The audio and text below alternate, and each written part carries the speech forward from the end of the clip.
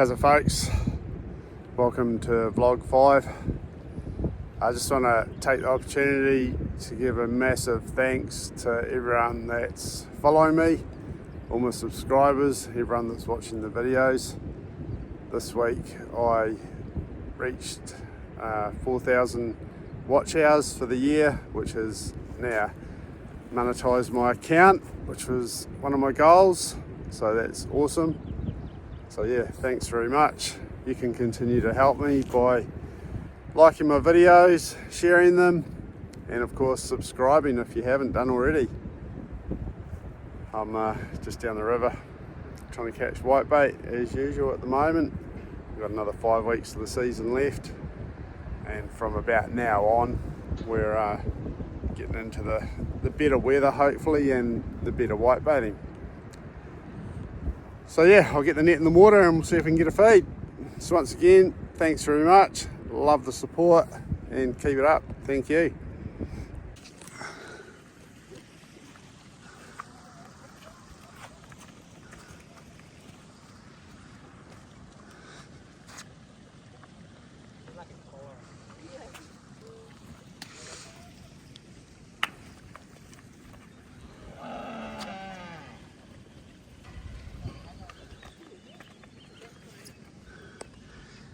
Just come out to Brother Mike's block of land, feed the animals. Got Dad out for a walk. I've just dropped the quad off at the mechanics up the road. Just gonna have a look at why it's cutting out all the time. Try and get it going properly for me so it's reliable.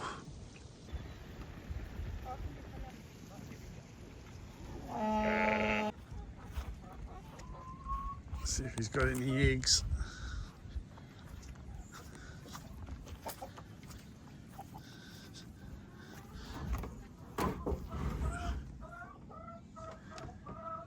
No, these chooks are useless. Might have already collected them maybe.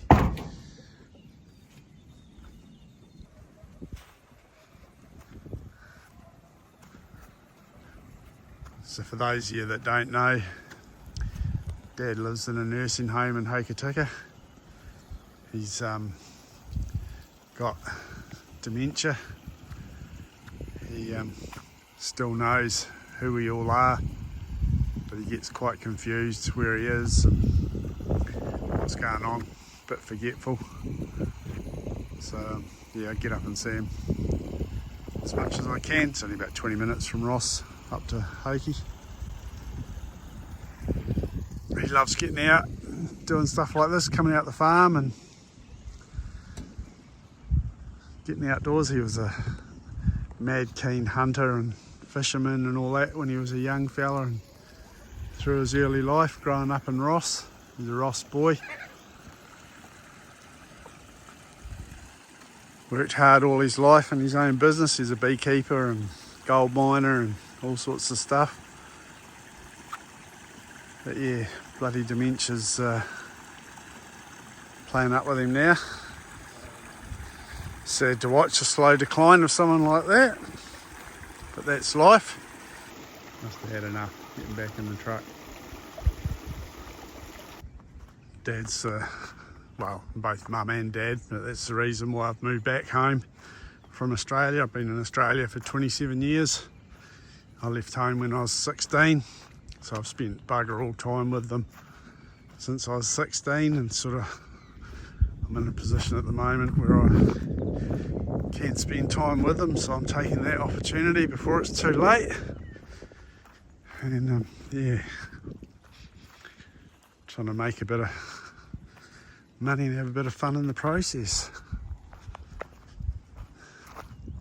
Do all the things I didn't do that I wish I'd done when I was younger.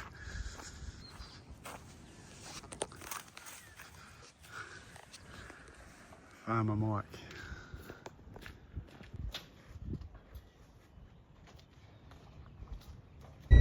Tuesday morning. It looks like we've got a reasonable sort of a day.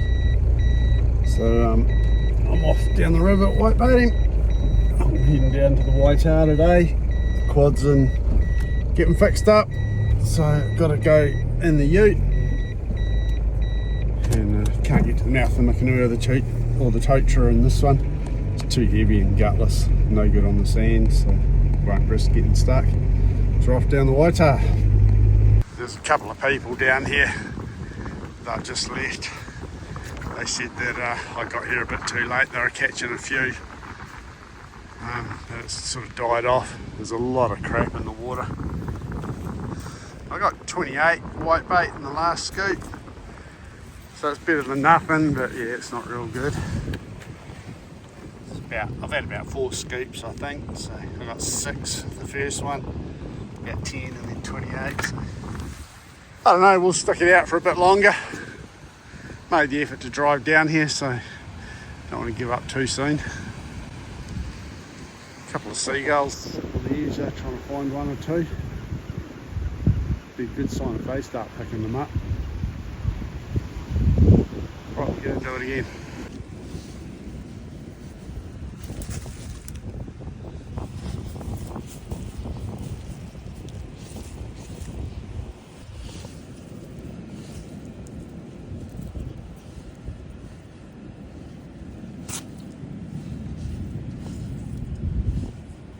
One, 2, 3, 4, 18.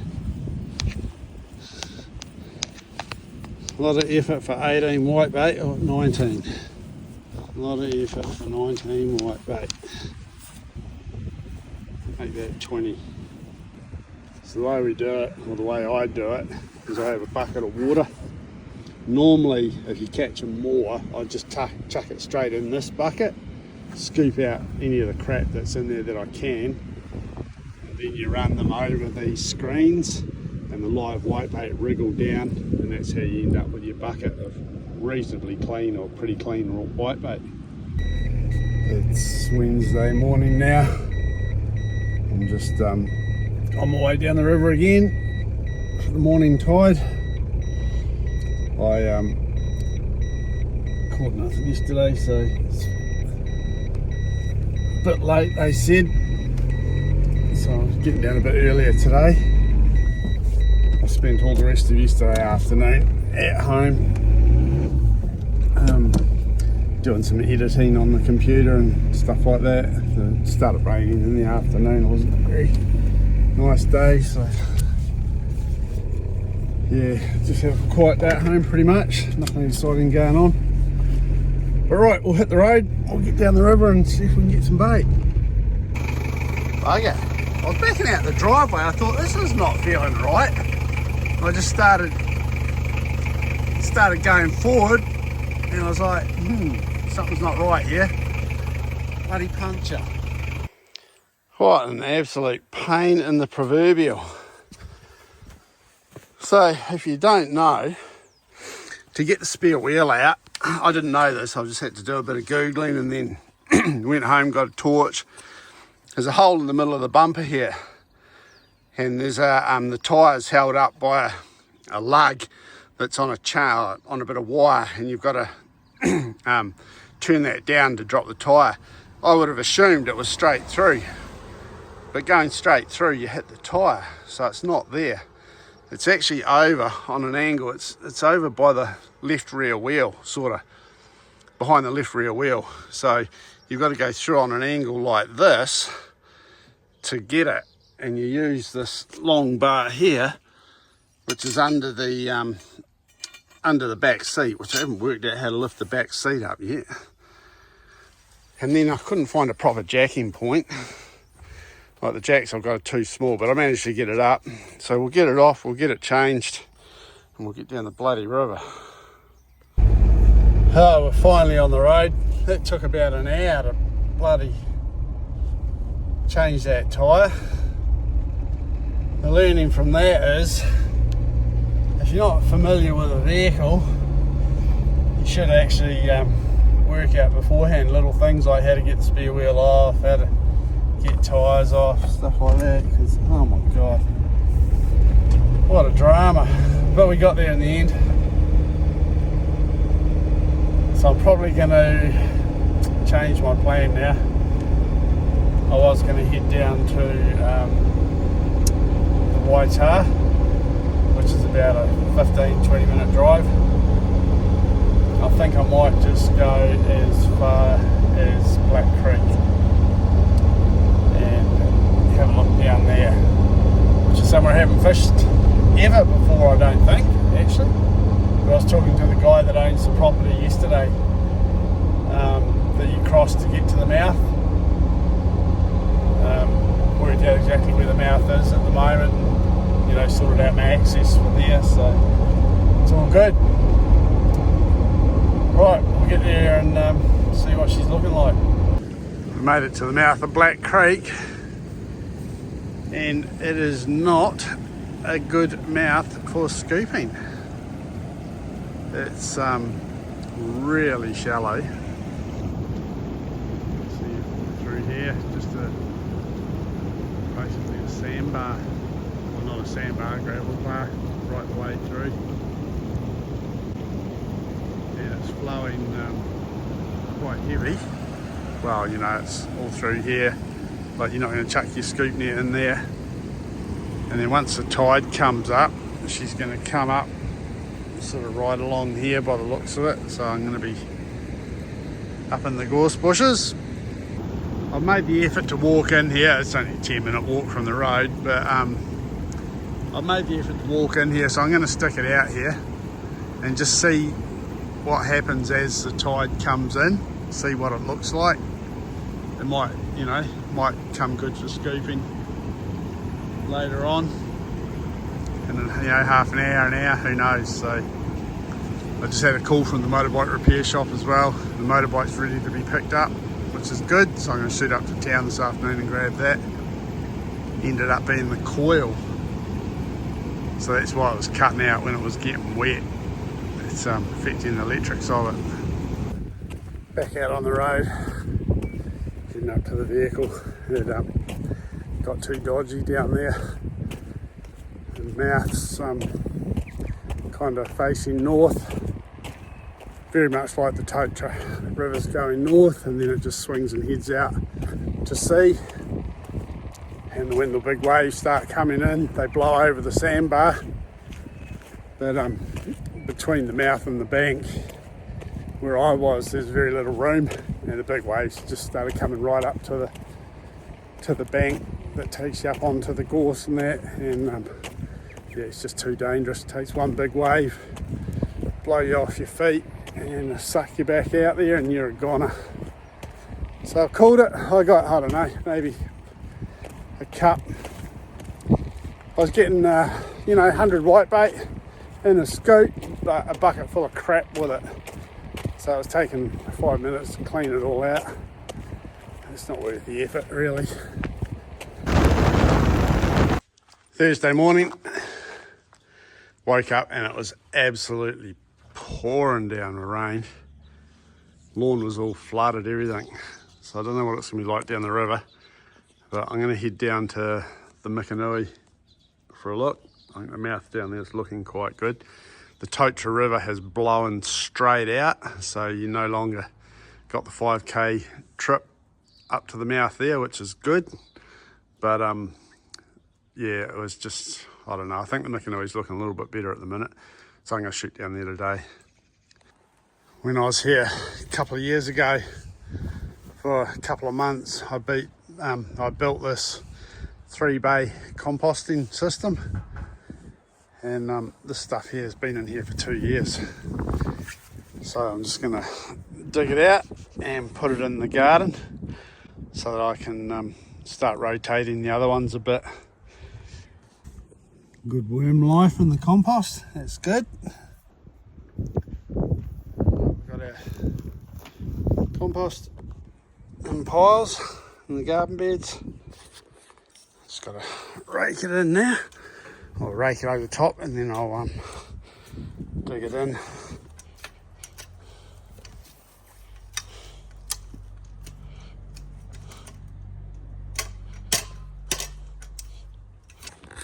Got the compost dug over, or dug in and then raked over, smoothed out. So yeah, that'll give the garden a bit of a boost. The soil looks real crap, eh? I'm gonna next time we go to town, I'm gonna get a soil test kit and give it a test and just see what's see if it's all good or if it needs something, because yeah, it doesn't look very good. Right, I'm just going to rake out the bottom of this one here. There's a few spuds, quite a lot of spuds were growing in the compost, which I don't want. I'm going to rake this out, clean it up a little bit, and then I'm going to shovel this one here into that one to turn it over. I think this one here is pretty much ready to use as well. And then this one here is the one that we've got going at the moment. I might even flip that one upside down into the middle one as well, because that's been going for a few weeks, so that'll help that out. Alright, we've got the middle one emptied into the left one. I'll flip this over now into the middle one. Right, all done. Get the lids back on these, cover them up. Time for a cup of tea. Fix some blooming quad bikes again. It's Friday morning. It's absolutely pouring down in town. Before I shot down the river for a look. It's not in flood, but I was like, oh, it's miserable out there. Although it is actually clearing up just a bit at the minute. But I was talking to my brother, and this here's the CDI, and I've just taken this off the other bike and put it on this one to see if that'll fix the problem.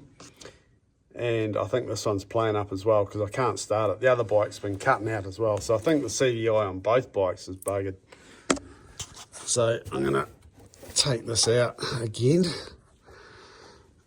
and put the old one back on it. At least I can start it. Right, I just replaced the CDI with the original back in there. We'll see if it'll start this time. Yeah, okay. So, the old CDI of the other bike, down there, that's buggered. That's why that other bike won't start. And the CDI on this bike is playing up as well. Right. Oh, that's good. We might be getting closer to getting this bike going properly. I'll see if I can get my hands on a CDI unit. I shot down the Tocha River first, but yeah, there's quite a bit of water in that, and it was way too swift. It was no good. So oh, bugger, I'll shoot down the Mikanui and have a quick look here. I drove down a couple of hours ago and there wasn't that much water in the river, but it's come up in that time, so there must have been a bit of rain in the high country. And the swells are coming up, they're huge. But I reckon just this little corner here is quite a good little backwash. So you obviously can't fish these massive swells like this. But once they go out, the water continues to flow up this way. So I reckon I could probably scoop a little bit along there, just see if there's anything. There are a couple of seagulls sitting here. I'm just going to watch them for a minute, see if they're picking up anything.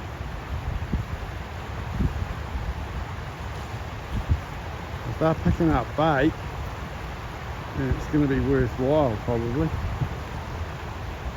You can see now that it's like you could scoop that now.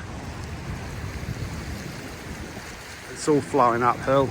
Although it might be a bit hard to hold the net in there, we'll see. Time to pack it in. It's got a bit rough down here now. The swells are coming in really well, but they're massive and there's not a lot of dirt left where I'm standing. Some of the waves are starting to blow over, so it's getting a bit dangerous. Whitebait are not worth my life. So I'll see if I can get back along the beach. I might not. I might actually be stuck here for a few hours. We'll see. I've kind of left it a bit late, but I was catching bait, so I was happy with that. There's not a lot in there, but you know, it's maybe 400 or 500 grams, half a kilo maybe a bit more. 400 grams so far. I've still got another two bags maybe, so might have got, I don't know, maybe a bit more than what I thought.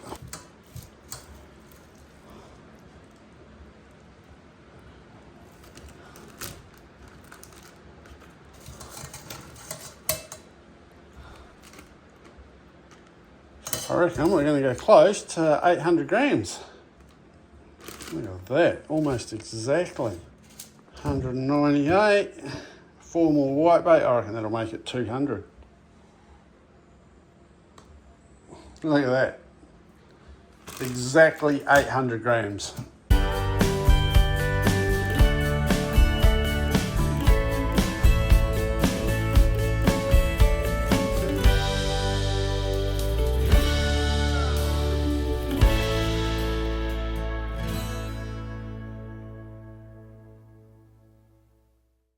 Saturday morning, early start.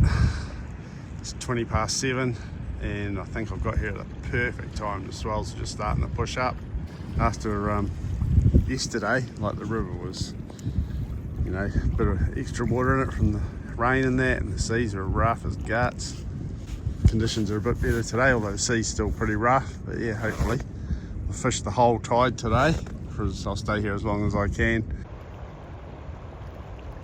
You can see here out further the main river's flowing down, but this little strip just along here, just down to the corner there, it's flowing upstream. So I've just got my net sitting on the bottom, just in the current, the upstream current, and yeah, the whitebait they don't have to swim in places like this, they just get pushed up the river nicely. Oh, hang on. That swell's come up and now it's going out again, so I've just loosened the net. I'll just pull it up and reset it. Alright, so there we go. Just sitting there in the current. Just saves dragging it down the river all the time. Not a lot going on with the whitebait just at the minute, so we'll have a cup of tea. Oh, it doesn't look like we'll be having a cup of tea. The igniter's not working on my cooker. I don't think I've got a match with me today. Wonder if I could start it off the motorbike. Let's try that. So I will, oh no, I haven't got a tool to take the spark plug out. What I could do is, if I had a spanner, I could take the spark plug out, turn the gas on the cooker, hold the spark plug over the gas and then flick the ignition switch, get a spark, and that should light the cooker, but I can't get the spark plug out. Anyway, a little bit of a bush hack survival trick, I guess, if you need to get a spark and you've got a motor like this, spark plug will do it. But I was looking forward to a cup of tea. Oh, I just had one last go before putting it away and it went. So I am going to have a cup of tea after all. Oh, that's nice. Beautiful.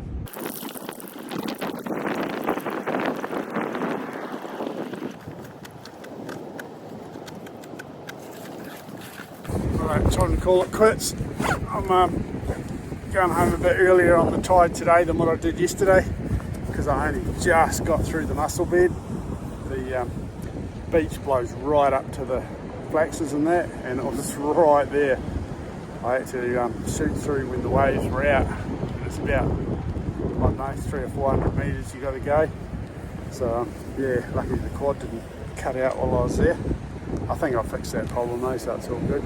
But yeah, I hit the road now, you can see it's starting to blow in over this shingle bar pretty soon too, so I need to get going.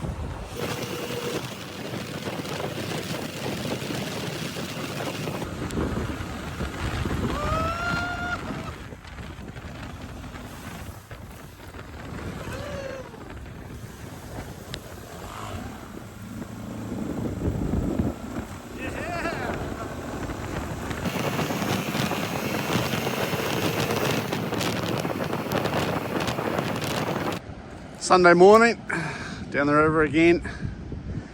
Went to a friend's house last night and watch the rugby. Heap of locals there. He's got a bit of a you know, entertainment bar sort of TV room set up in his garage. It's a pretty wicked setup. And yeah, there's about, I don't know, 15, 20 of us there watching the rugby. Watch the All Blacks play Australia. Good game. All Blacks come away with a win, kept the Bledisloe Cup, which is wicked. So yeah, down the river, I've bought the set net down this morning, and I'm gonna fish with that just on the first initial few surges that push up. I've been a bit of a backwash, so the water is actually flowing upstream a bit here. You can see the current comes down, hits this bank, and then goes sort of out like this, and that creates this backwash up here. So the theory is the whitebait don't have to swim real hard to come up here. The current sort of pushes them up and hopefully straight into my net. So I should be able to get hopefully half an hour or an hour with the net here before the swells get too big. I'll pull it out and then I'll start scooping. These guys up here with their set net apparently got half a bucket yesterday, Saturday. Another guy I know, he was scooping over on that side as well, along that bank there. He got nothing. And then we've got someone's got their set net on this side today as well, just above the lagoon influence. Very similar conditions to yesterday. Sea looks about the same, so we, you know, should get a little bit. I think I ended up with 1.2 kilos yesterday, or thereabouts, 1.1 kilos, somewhere around there. Just noticed this trailer sitting on the tyre. The springs popped out of the housing there, so I'll have to empty the trailer, flip it upside down and fix that before I bugger off home. Done it on both sides.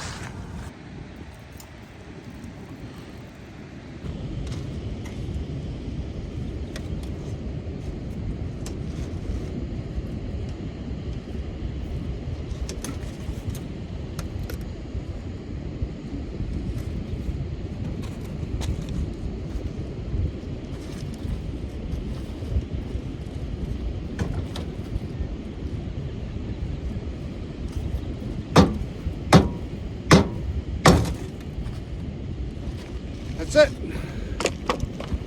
I think what I'm going to do is weld another piece of metal onto here and extend this by a couple of inches both sides, because that'll stop it jumping out.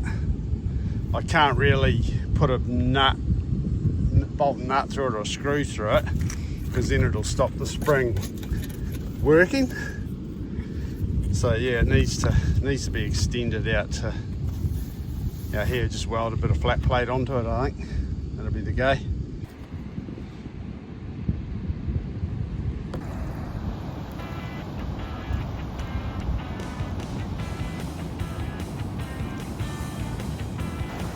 No whitebait around today. We're catching way more than this yesterday.